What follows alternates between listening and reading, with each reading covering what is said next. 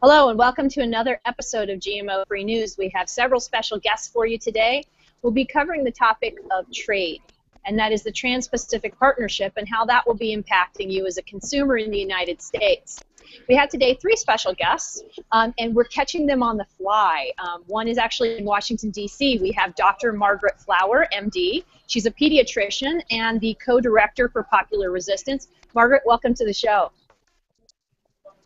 We also have Jim Goodman with us. Jim Goodman. Thank you for having me.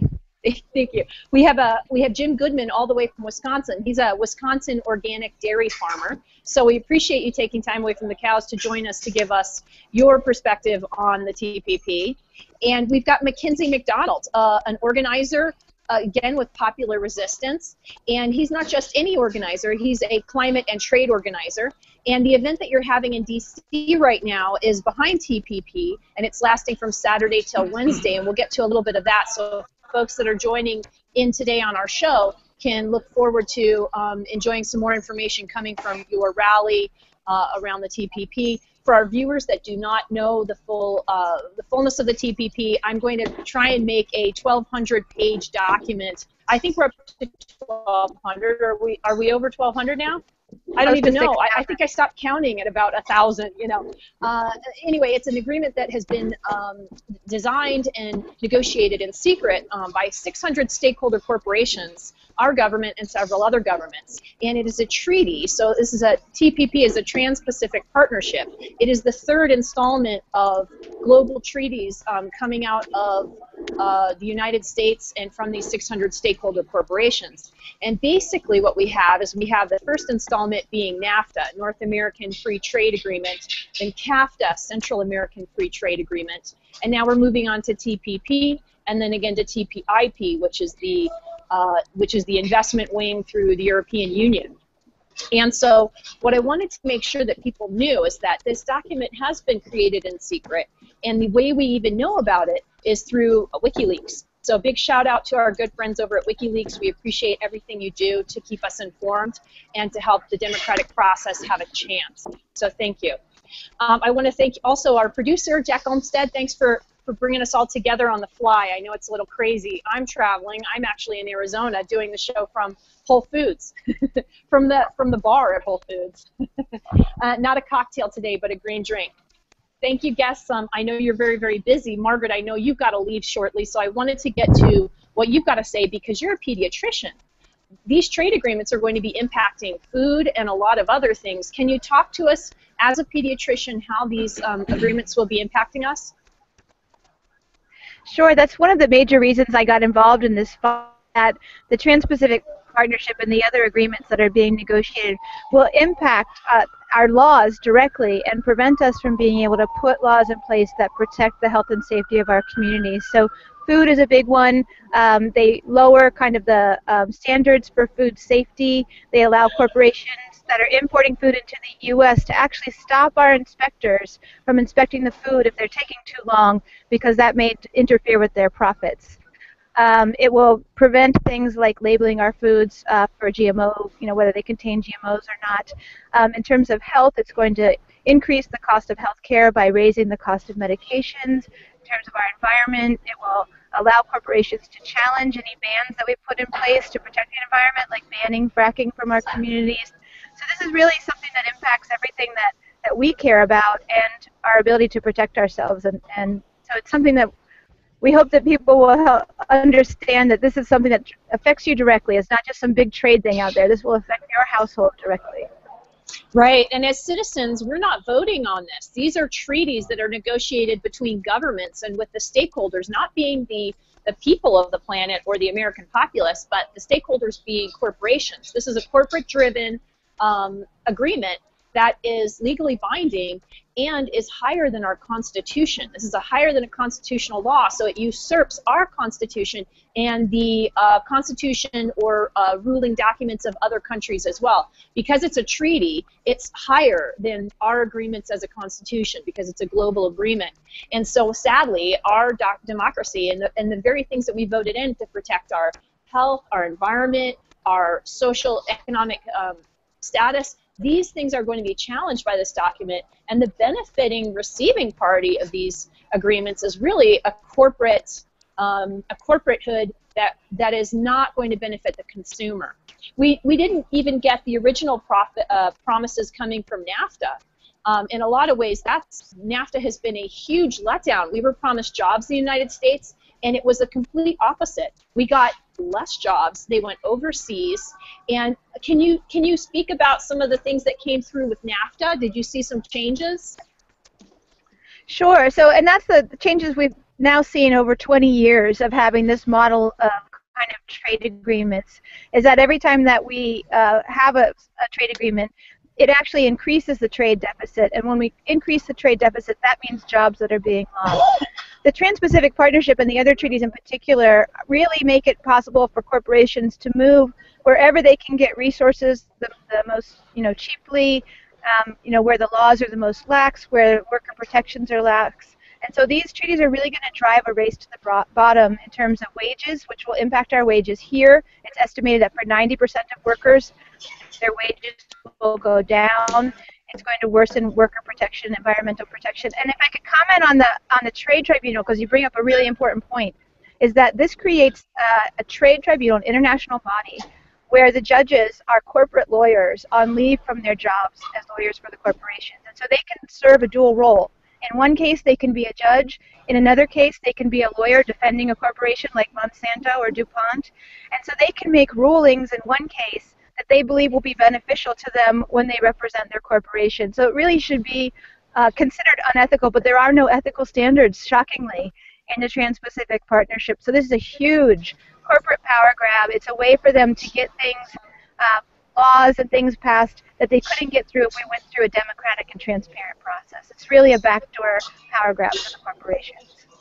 It also gives the corporations rights that they don't have, in that they can sue for perceived future financial loss due to some regulatory law that causes them, like I said, not even an actual loss, but a perceived loss. And we're seeing those lawsuits unfold right now. We see an American gas corporation suing the country of Canada because Canada has laws on their books saying you can't frack on Canadian public land. And unfortunately, an American gas company through NAFTA is suing the country of Canada for perceived losses because their environmental regulation prohibits fracking. So we're seeing those abuses roll out right now. And I understand there's even a lawsuit pending over restrictions around cigarettes in South America. And so we have to be respectful of not only our own laws, but the laws of other countries too. And this will transcend those laws. And unfortunately, I believe we're going to have a race to the bottom of the barrel as far as the health for our children because of the food supply. I can't help but think back to the shocking melamine incident where there was melamine in the children's baby formula. I think it wasn't that long ago we found lead in Chinese toothpaste. These are the kinds of things that I hope we don't see, and that our infrastructure, our laws are built to prohibit and to keep us from. And sadly, I think that this, again, is going to be a race to the bottom of the barrel. Can you talk about that from the health of children? Sure. Well, as you said, it's going to impact food safety. Another thing that I think is really critical is that it's going to impact, they have something in there that's called a Ban Buy America provision. So it's going to start out where the federal government can't give preference to American products. So say we want to create a green energy transformation and make our own solar panels. We'll have to allow other corporations from other countries into that. But this is actually intended to come down to the local level. They're supposed to set a path over 3 years that bans Buy America at the local level. So think about your local school. I know where my children go to school, there are these great farm-to-school projects going on where we're getting our produce and things locally. That will actually be challenged under this agreement. It will impact our farmers markets and other ways that we're trying to build our local economies. So, and again, the air, allowing these companies to frack or pollute, will impact our children directly. Here in Maryland, we have a refinery that's being built right in a residential community next to the recreation fields across the street from Wilkins. It's going to be allowed to dump more than 20 tons a year of benzene, formaldehyde, and other toxic chemicals that will impact health. So if we want to protect our communities, we really have to stop these treaties so that we can put in place laws that are designed for us. And as you mentioned earlier, this superseding our Constitution. corporations can sue our governments, but we as individuals can't sue corporations if they're harming us. And we can't, if there's a decision made, it's a binding decision that supersedes our Supreme Court. So this really is, you know, there's a big questions over whether this is even constitutional for the administration to be negotiating agreements that supersedes our judicial system. And I understand, too, that there were absolutely no nonprofit NGOs invited into the negotiations for the TPP, NAFTA, CAFTA, that we're left in the dark, and all of our watchdog organizations have been kicked to the curb. That, my friend, is an abuse. That is setting us up for disaster. I'm going to suggest that I'd like to see 600 stakeholder nonprofits design a trade agreement, 600 stakeholder mothers design that agreement. That's who needs to be deciding these laws. I don't know when a corporation should ever decide the laws for the United States or any other country while we're at it. Okay, so I wanted to ask a couple questions too for Jim, because Jim, you're an organic farmer. You produce organic dairy products. How will this impact you as a farmer, and what will the consumer see in the way of cheese and milk and dairy products? Well, you know, I've looked through the TPP proceedings and talked to people who've looked through them, and I can't find a lot about organic regulations, but my suspicion is that, like everything else, they will fall to the lowest common denominator. So if some other country has an organic product they want to import to the U.S. And their standards are lower than ours, I'm guessing we're going to have to accept it. So there could be an erosion of organic standards. As far as farm products in general, I think we're going to see a lot of pressure to increase imports from New Zealand, one of the biggest dairy producers in the world. And generally those products are going to be powdered forms of milk protein concentrate, casein, which will be used in our cheese. So we will probably see even more cheese that is what I would consider not real cheese, because it's not made just of milk. It has milk products. So it is not going to be beneficial to farmers in the U.S. and probably not to farmers in any country for that matter, because farmers don't import or export.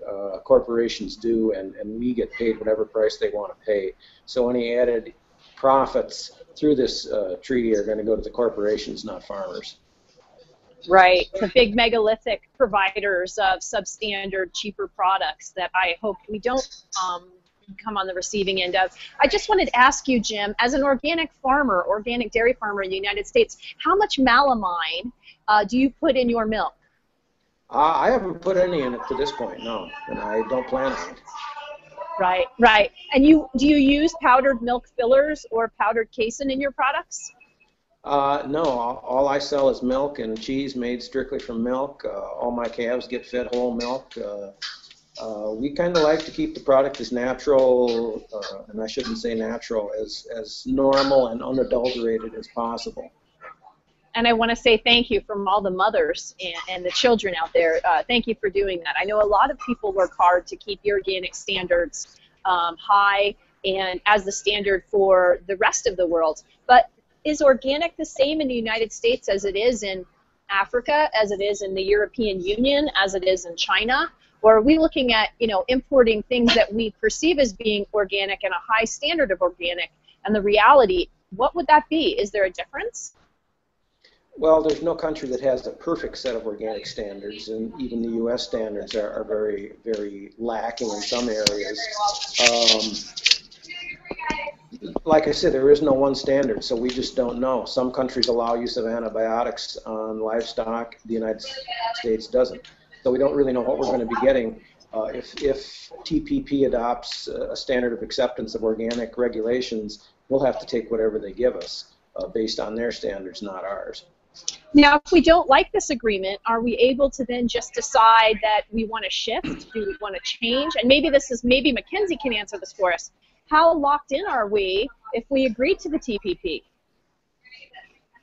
Hi, yeah, and thanks for having me on. Can you hear me? I can. Cool. Yeah, so the Trans-Pacific Partnership is going to be very difficult for any of the countries to get out of. The United States, the process of actually getting out of the TPP in the United States would be more difficult than the process of stopping the deal in the first place. So it makes it incredibly difficult for any country to leave. The other thing to note on that is that the TPP right now has 12 member countries, but there are about 10 other countries right now that are already preparing to sign on to the agreement once it is ratified. And this is under what's called a docking provision. So this is unlike past so-called free trade deals in the sense that the TPP has a docking agreement where more countries can continue to be absorbed into this exploitative corporate economic bloc. And one of the main geopolitical reasons for this is, of course, for the United States to begin to control the markets and the politics with military force in the Asia-Pacific region surrounding China. That's sort of the geopolitical agenda that's behind this, as China has been systematically excluded from this trade deal. And I can go a little bit more into the geopolitics if you want right now or later in the show as well.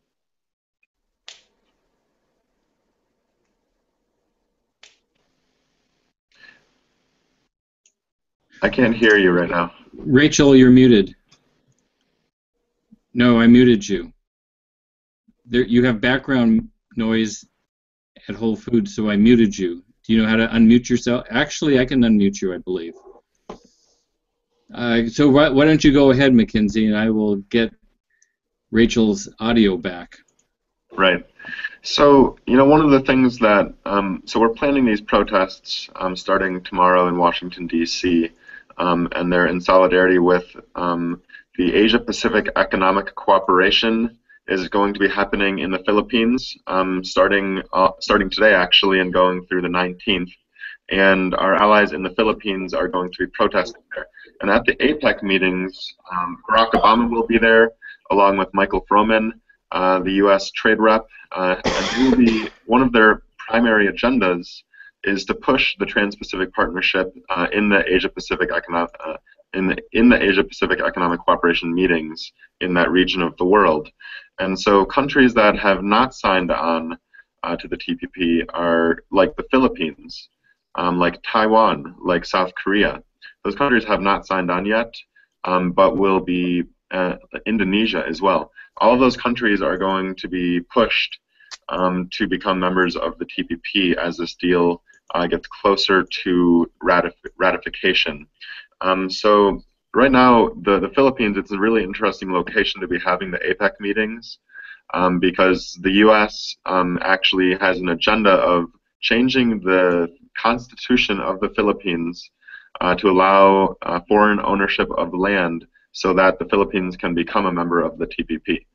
Without changing its constitution, it's still possible that it could become part of the TPP, but if the constitution is changed, it'll make it much easier. So all of this is going on right now in the Philippines. Obviously, there has been an enormous amount of worker exploitation through mega development projects like mining, gold mining, drilling, fracking, plantations, monoculture, agriculture, and so on in the Philippines already.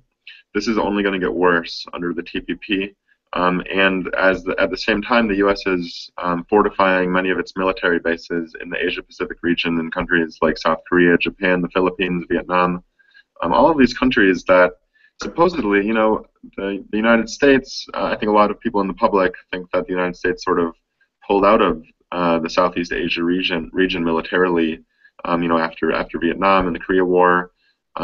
That's not the case at all. The U.S. military has stayed strong there, and right now Barack Obama has a plan that's being called the Asia Pivot to shift 60% of the U.S. Navy resources to this region, the South and East Asia, basically surrounding China.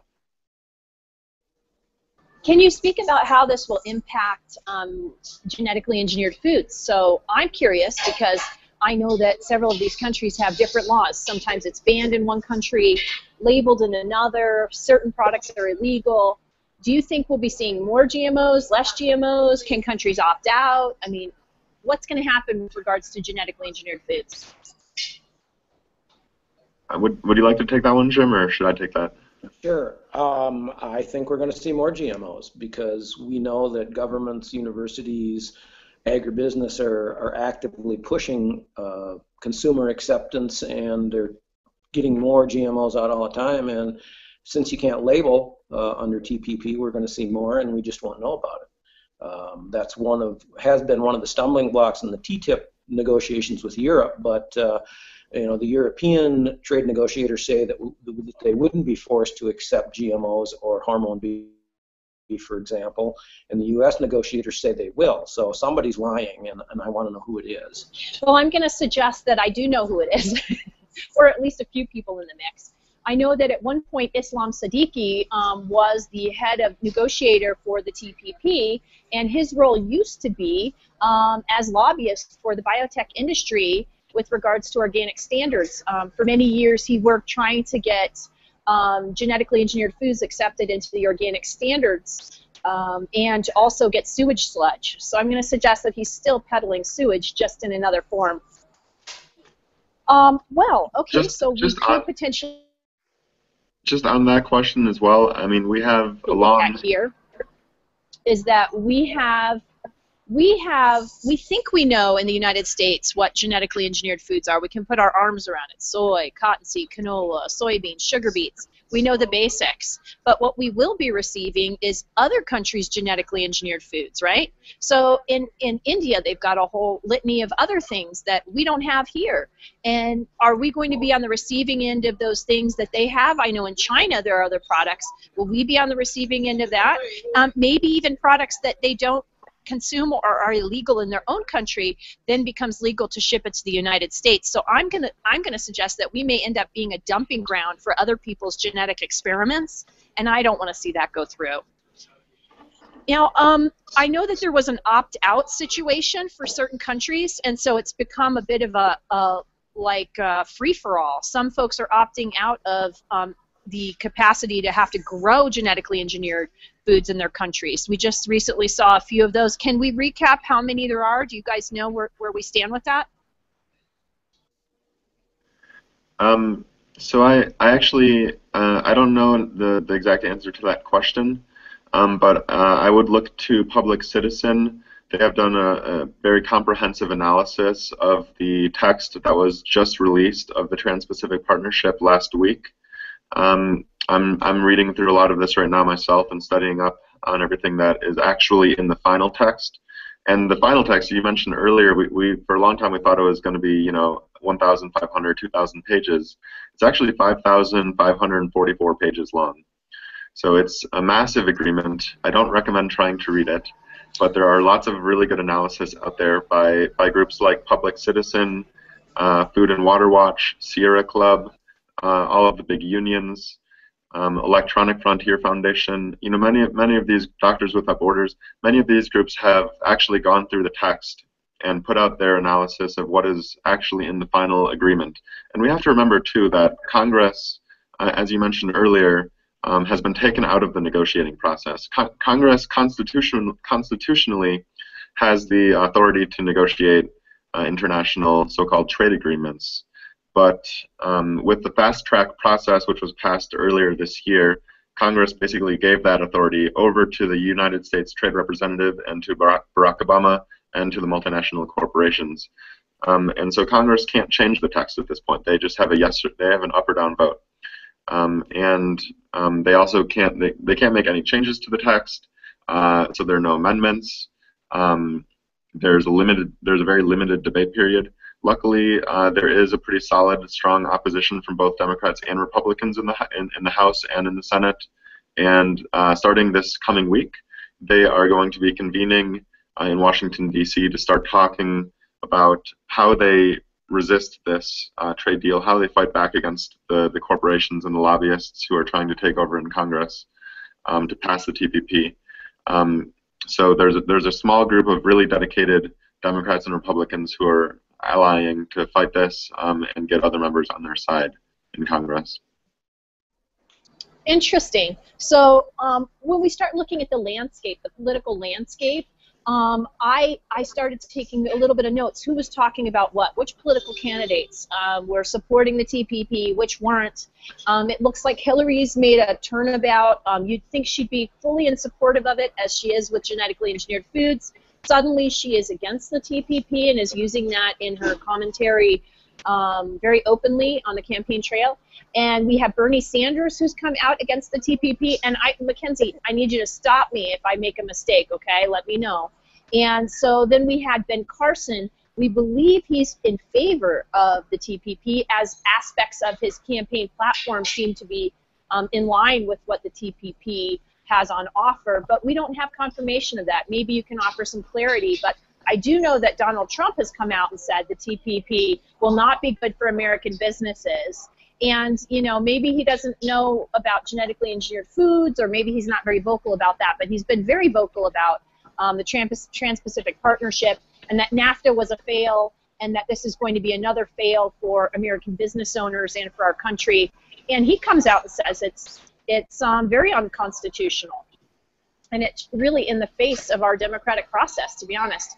Do you know do you know any more detail on the candidates and their positions? Yeah, well, you know, one of the things that I think is really interesting is that Hillary Clinton has come out against the TPP. But if we look at her record, and there was a good article that highlighted this recently, Hillary Clinton, throughout her time as Secretary of State, has supported the TPP over and over again. The article actually showed 54 times in which Hillary Clinton supported the TPP, was a part of the negotiations for the TPP, was pushing the TPP, and so on. So if so, this is something that a lot of presidential nominees will say before, you know, at a time when this is becoming more and more unpopular. But when actually in office, their record will actually do something absolutely different. So I suspect that Hillary Clinton, if elected, will definitely support the TPP. Donald Trump, like you said, is opposed to the TPP. I don't know how public that is right now. I haven't seen a public statement, but I'm pretty sure that he is in other ways as well. And what you mentioned it's a really interesting point, because a lot of the elites in this country see the TPP. They see the final. They look at the final agreement, and it's not bad enough, actually. And so there are some folks in Congress, like Hatch, for instance, who are supposedly against the TPP right now, the final language, because they get a lot of money from Big Pharma. And it's not going to do everything that they wanted from Big Pharma, and they're looking for a better deal. So with the pharmaceuticals, one of the main concerns has been the extension of patent rights for generics. The patent rights will be extended for almost every single TPP country, but in the United States, they won't be extended. And that was something that a lot of folks were looking for in the TPP in the United States. Since they aren't extended in the United States, but just in these other countries, which is going to be incredibly devastating as it is,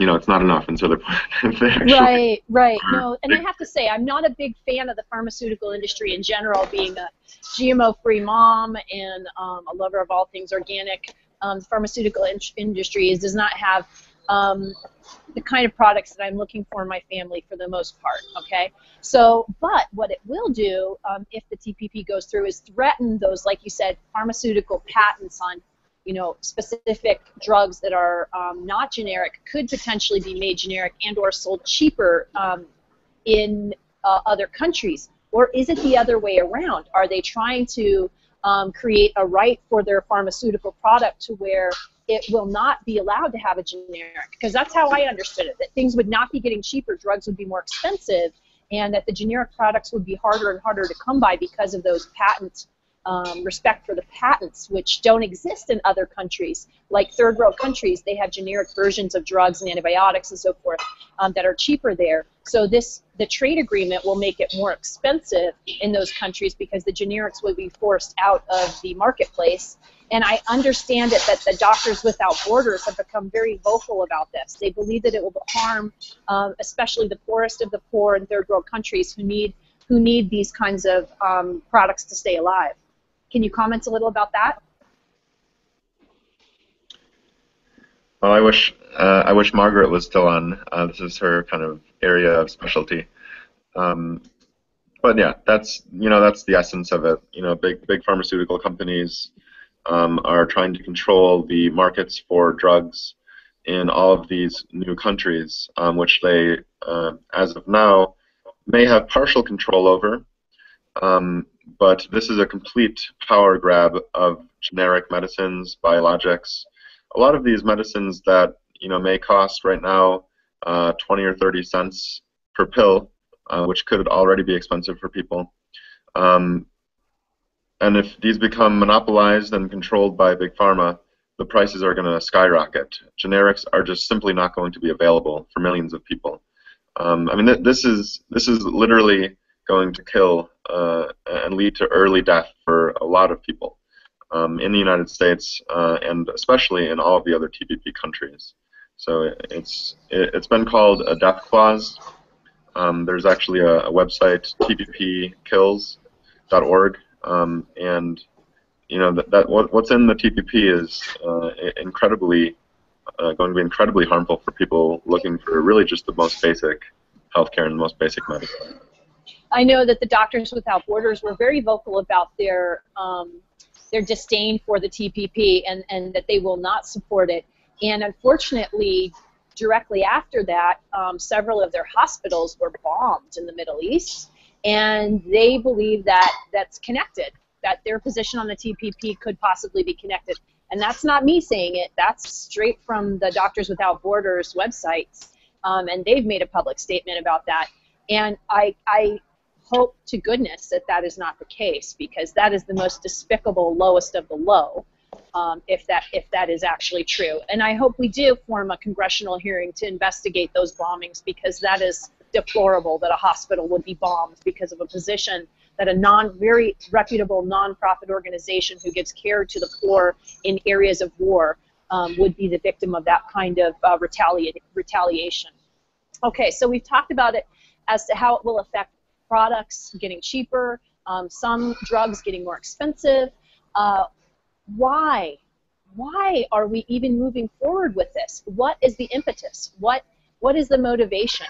Are we looking at a global trade agreement that wraps the entire planet and sort of puts the corporation in charge of our democratic process? Is that what we're really looking at here? That would be my feeling on it. Corporations were involved in writing it in secret, and they wrote what they wanted to hear. So it's obviously a trade pact that's developed for their benefit, and pretty much strictly for their benefit and profit. Exactly. I think this is going to be a hot topic in 2016 as we look forward to the elections. But when will we have decisions? What's next with the TPP? Is it going for a vote in Congress anytime soon? What do we have moving forward to look forward to? Do you want to answer this, Jim, or I can answer it too? No, I think that would be your forte, Mackenzie. All right. Well, I'm definitely not an expert on Congress either. But so what happens now is that the agreement, the final text, was just released with Obama's intent to sign the agreement. According to the fast track process, the agreement needs to be made public for 90 days before it can go to a vote in Congress, before it can be signed by Obama, and then 30 more days for Congress to vote on it. So we're looking at and what it looks like. So Orrin Hatch has been saying that there's no way that Congress is going to get to that in March, February, March, which is when the time period would kind of come to a close, and Congress would have to look at it. He's thinking that it would most likely go to the lame duck session, but Obama responded to that, saying that it's going to Congress in February or March. So there's a big push to get it passed as quickly as possible. It definitely looks like Obama wants this on his record. He wants, this is a massive thing, a huge piece of a huge piece of historic legislation. Obama really wants to claim it as his own. So he's going to be pushing really hard to get it passed as soon as possible, which would before we get too far into election season. If it gets into election season, it's very likely that it will become far too politically toxic for anyone to actually come to a vote on it. So I think that the possibility of delay, as long as we continue to do our work, is definitely there. I think if we continue to delay and delay, that's how we can stop it. That's how some of these things in the past, some of these really big free trade agreements in the past have been stopped by delay, and they don't even come to a vote. They just kind of fizzle away. That's what is potentially going to happen with the TPP. The other thing that could stop the TPP would be countries starting to withdraw. If the other major economies like Japan or China started to withdraw from the TPP agreement, then that could also see the whole thing collapse. The likelihood of that, I think we were hoping, we were a little bit more hopeful, I think, from the Canadian elections that something would happen under Trudeau, but it actually looks like he's going to be a supporter of the TPP as well. In Japan, if Abe actually gets overthrown, which is, it's a possibility. It's on the table with all of the massive protests happening right now, including in the Japanese parliament. So if Abe is overtaken from power, and Abe right now is very much a U.S. puppet, then Japan could pull out of the TPP. That would throw a huge wrench into this agenda, as Japan is the second largest economy in the TPP. And I just wanted to say also, we're looking at the Trans-Pacific Partnership right now. It's coming up, but the TPP is part of a larger agenda of global corporate domination. The WTO Doha rounds were stopped in 1999 after massive protests in Seattle, massive protests later on in Miami, in Brazil, in other countries. This round of the WTO was never passed. That included a lot of the investor protections and really the worst stuff of the WTO that was never able to pass and become law. Now they've basically changed the name and are slipping it into three so-called free trade agreements, which are the TPP, then also two others, which are the Transatlantic Trade and Investment Partnership with Europe and the United States, and the Trade and Services Agreement, which is the largest of the three, with 52 primary negotiating countries right now. These three agreements taken together are a massive attack on democracy and a massive takeover of power by multinational corporations, big banks, and investors. And really the investor thing is something that is really a critical piece, because investors gain really important new rights under all three of these deals. One of the things is, of course, a very strong enforcement mechanism, which is called the Investor State Dispute Settlement Tribunal system, which is basically a court system for corporations to sue governments at the local, state, and federal levels for any law or regulation that gets in the way of their profits. And so, like you mentioned some of these cases earlier, but in the United States. So anyway, there are lots of these cases that are already going on under WTO. Under TPP, TTIP, and TISA, this court system becomes fortified. We saw some of this play out in Vermont, am I right, with Monsanto suing the state of Vermont over the RBGH growth hormone that was being labeled, products were being labeled as RBGH free in the state of Vermont, and the corporation Monsanto, the manufacturer at the time of RBGH growth hormone for dairy cows, I understand that they sued Vermont and won through the auspices of NAFTA.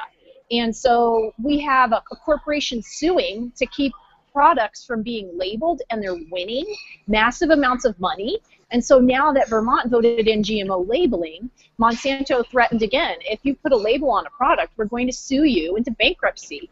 And that the state of Vermont was afraid, because of these new powers these corporations have, that they can't afford to actually give consumers what they want, and they can't actually give the label that the people voted for. So maybe, Jim, maybe you can comment a little about this as to, your perception of that and being sued, and how does that impact prices of milk and labels on milk and other products?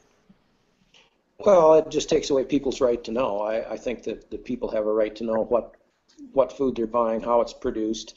With the RBGH labeling, that was finally settled that people that wanted to label as RBGH free could, provided the farmers provided a signed document that they weren't using it, and then the label had to show that there was no significant difference between milk produced with or without RBGH, which people are so concerned about confusing consumers. Well, that's pretty confusing to me. Just put on there how it's produced. That's what people want to know. Let them decide whether it's significant or not. And I think another aspect of this investor-state dispute settlement, if a lawsuit is filed under the TTIP or TPP, it's not settled in traditional courts. It's settled by a panel of corporate lawyers who may work for the corporations that are involved in the suits. And from my understanding of this, say a mining company in the U.S. wants to dump its fracking fluid in the river. Well, normally they would probably be told by the EPA that they couldn't do that. Corporation could sue, and that would go through U.S. courts. But as I understand the provisions of the TTP, if they had an affiliate corporation in Canada, they could file a lawsuit which would be brought under the lawyer tribunal and not go through traditional U.S. courts. So a U.S. corporation could, in effect, have a lawsuit that would never be heard by U.S. courts, but would be heard by a panel of corporate lawyers. Now that, if you want to talk about undermining democracy, boy, that. But that's the way they want to do it. That's the rights they want to give corporations over people.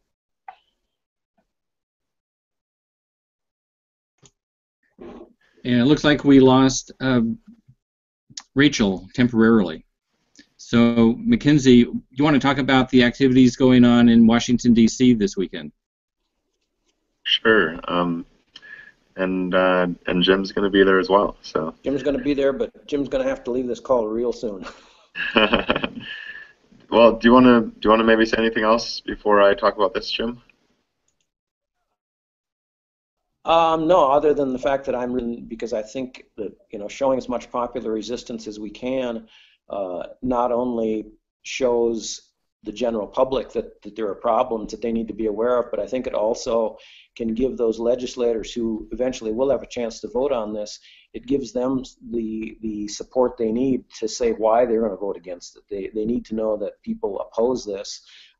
They need to have some proof that they're just acting in the best interests of their constituencies in order to vote this down. And I think if we don't protest it, they don't have that vital support that they need to vote it down. Well, Jim, before you go, I've got some pictures on the screen. You want to comment on the pictures? These are your pictures. Yeah, well, that's a picture of our cows out on pasture. And as you can see, they're pretty tame. That's my wife going out to bring them in for milking. They're not confined. They kind of do their own thing. They're on grass for a good share of the year anyway. We do get snow and cold weather here, but this is kind of midsummer, and yeah, it's kind of the way I like to raise cattle. How many acres do you have? How many acres do you have? Well, we own about 250 acres, and we rent some other land and grow some organic grain that we sell. We milk about 45 cows. No intentions to ever get any bigger. Here's another picture. Yeah, that's the girls out on pasture. That's just out our living room window.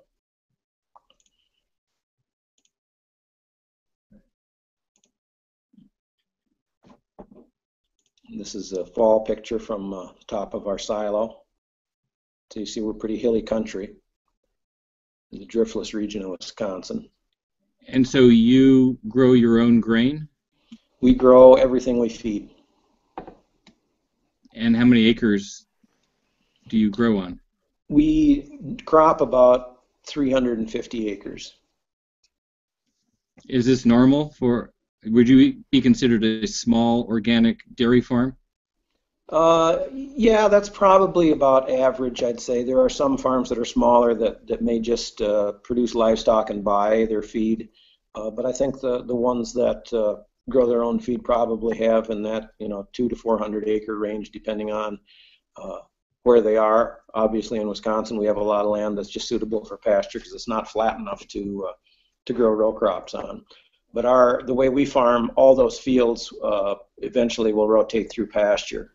So we only have row crops for one season, and then it's going to go to a small grain and then to pasture or hay. Is there anything else you'd like to talk about here? I got another picture of the girls. I just like pictures of cows, I guess. How long have you been an organic farmer? We have been certified since 1999, so it's at 16 years, I guess. But we've basically been farming organically since the mid-90s. And how is a life of an organic farmer? Is it a good life? Much better than the life of a conventional farmer, because I've been both, and I'd never go back. And what are some of the issues of a conventional farmer? Why wouldn't you go back? Well, I guess the first thing is all the poisons and pesticides that you have to use. If you can't feel safe about sending your kids to walk across the field, maybe you should rethink the way you're farming. But the other thing is it's conventional agriculture is part of this globalized food system, and I really try to advocate for local food, and organic fits much better into that. I think that we should feed people in Wisconsin, and people in Canada should feed people in Canada, and people in Vietnam should feed people there. If there's things you need that you can't grow, you should be able to get them, but you should have to pay a fair and living wage to the farmer to do it, and corporations shouldn't be profiting off both ends of the equation. So I think organic farming, one of the basic tenets of it was local food production for local people, and I think that is not just in the United States, but perhaps it means even more to small farmers around the world, and I think that's the system we need to have. So through NAFTA, CAFTA, and now TPP and TPIP, I believe that the cost of food is going to be rising. The quality is going to go down. Wages will go down. Safety and preservation of our earth is going to go down. We're going to be looking at a lot of compromises as consumers with regards to labeling and transparency. I believe that the TPP is a complete fail and does not represent the great things that America stands for, and that it's a bankruptcy for our citizens. And it's about time that we all wake up and get involved and get angry and join groups like Popular Resistance. And Mackenzie, where can we find you online? How can we connect with all the marches and all the actions and stay up to date with Popular Resistance on the TPP? How can we connect? Well, thanks. So I just wanted to make sure that, Jim, if you had any final words before, because you have to get off, right? I have to go, and I will see you in a couple days. Cool. All right. Thanks, Jim, really quick before you go, can we get you to tell us about redefining cheese? Like, we have a whole new definition of cheese coming out. Will your cheese be the cheese formerly referred to as cheese, or the cheese that is now going to be redefined as something else? My cheese will be cheese that as it has always been. There are efforts to redefine cheese, allowing people to put things other than milk protein concentrates, caseinates, things like that in. So I guess in the future maybe all cheese will be a Cheese Whiz-like product, and mine will not be. It will be cheese. Excellent. Excellent. Keeping the cheese real. Thanks, Jim. We appreciate it. Get back to your cows, and we'll check you next time. Thanks, Jim. Very good. Thank you. Mackenzie, how do we dial in with Popular Resistance? Right. So we run a few different websites. The main one, which is on the screen, is popularresistance.org. On popularresistance.org, one of the main things that we do is cover movements, and we cover many of the movements that are happening today. And we started this website and this organization out of Occupy. It was a group, a collaborative effort out of Occupy in Washington, D.C. And the idea was to show that there is opposition and that there is resistance, and there's organizing, and that there are alternatives.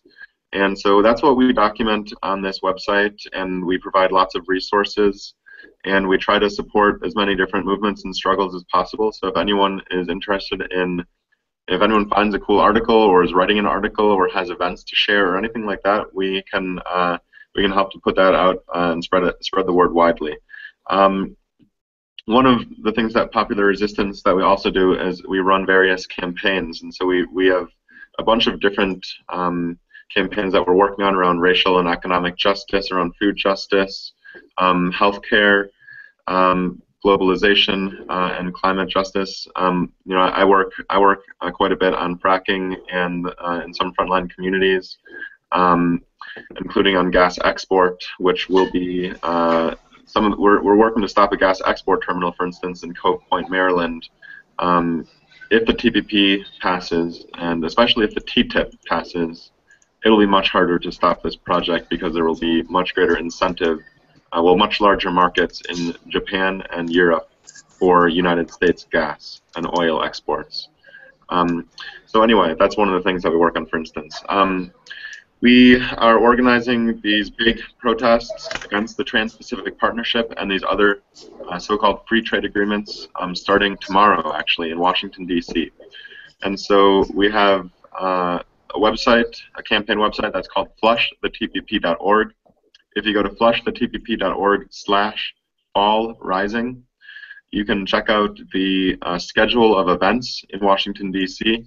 We're starting off this weekend with training, preparation, art build, and panels to kind of give people the resources and the skills and develop that in the movement for people to take back to their homes when they're done, and also to kind of build the community that we have here and to continue to learn and get prepared for the actions which are taking place from Monday until Wednesday next week. So Monday is probably going to be the biggest day. In the morning, we're going to shut down the USTR, and we actually have some farmers coming. I think some of them might be bringing farm animals as well on Monday morning. Monday afternoon at 4:30 p.m., we are meeting at the U.S. Chamber of Commerce, one of the main government organizations that works with multinational corporations and has been lobbying for the TPP very strongly. So Monday we have at 4:30 a big march through the streets of Washington, D.C. Everyone's invited to join all of these events. On Tuesday, we're doing an International Solidarity March and some other events, including a global hackathon. On Wednesday, we're going to take it to Congress, and we're going to do some actions and events at Congress, including a petition delivery. So we do have a petition on flushthetpp.org homepage that you can sign, and we can take that to Congress on Wednesday. And we're actually going to be heading down to the community that's fighting against that fracked gas export terminal on Wednesday afternoon as a part of the protests as well. So that's just kind of the basic outline. People are coming from all over the country. It's going to be really fun and exciting. You know, even just a really great time to, what we like to do these multiple day protests because it's not just about going into the streets. While that is incredibly valuable at this point, especially when there hasn't been much visible opposition in the United States to this. There's been a lot of small protests and decentralized stuff, which has been excellent, but now we're going to make this one big. But the multiple day protests are also very fun because you get to network and meet new people and people who are fighting really a lot of the same things in their own communities. So we have people who are working on food issues and climate issues and fracking and oil drilling and other mega development projects that are happening in the United States. We have people who are working on racial justice or organizing economic alternatives in their communities. You know, we have people from migrant communities who are going to be coming and working with us. And so it's a very broad spectrum of folks that are going to be working on this together. And so everyone's invited to join. It's going to be a great time, and we will see you in Washington.